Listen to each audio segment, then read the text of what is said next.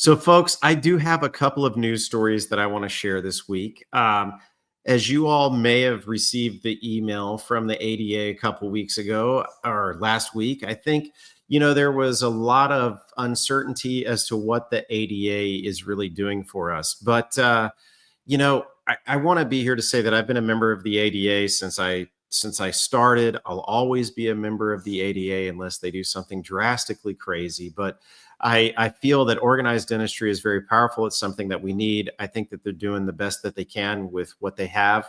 But this may improve your outlook on the ADA. So the ADA went to bat for us as dentists recently. This article was published on the 11th of July. And they went after an insurance company, and I can say the name because it is clearly stated on the ADA's website.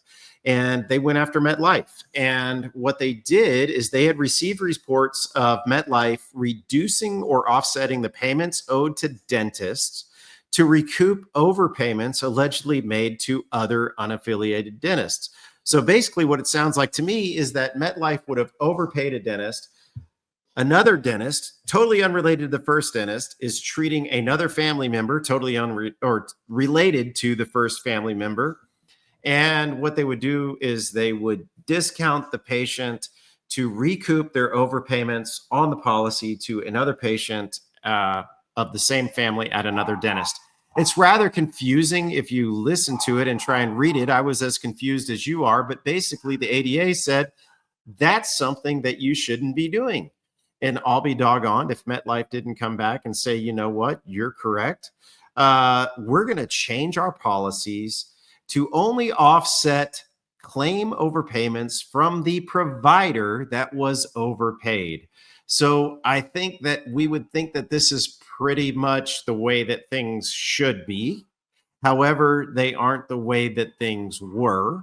So the ADA came out, fought Metlife for us, and Metlife says, oh, we're going to do something that has a little bit of common sense and only reduce payments to the provider, to the same provider rather than to a different provider.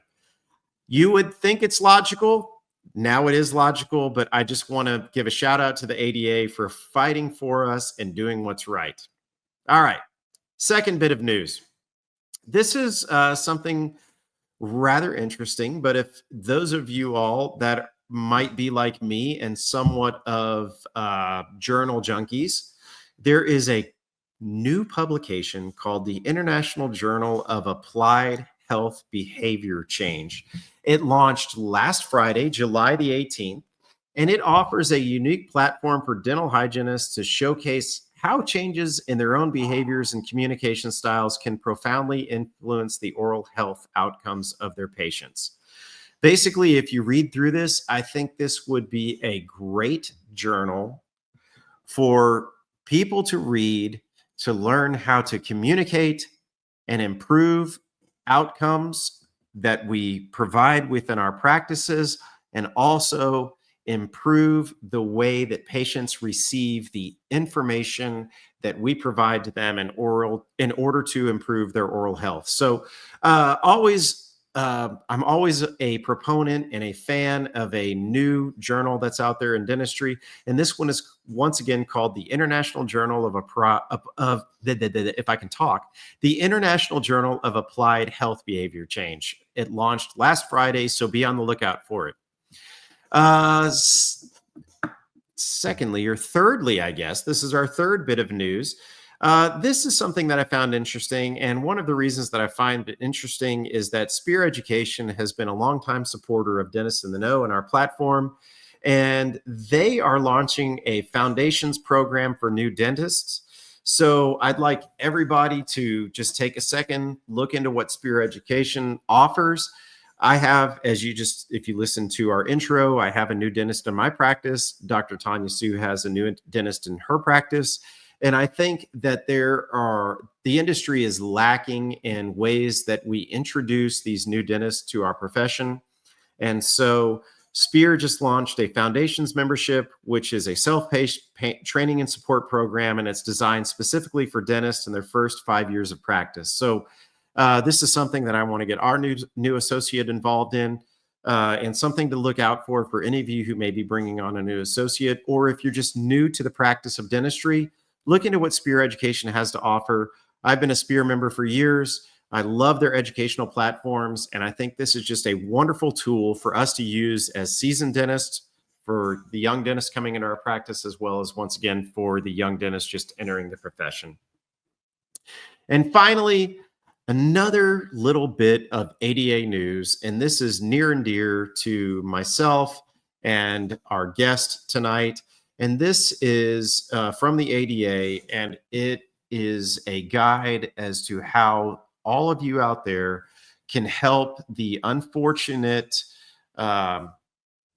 people that were affected by the floods in Texas on July the 4th.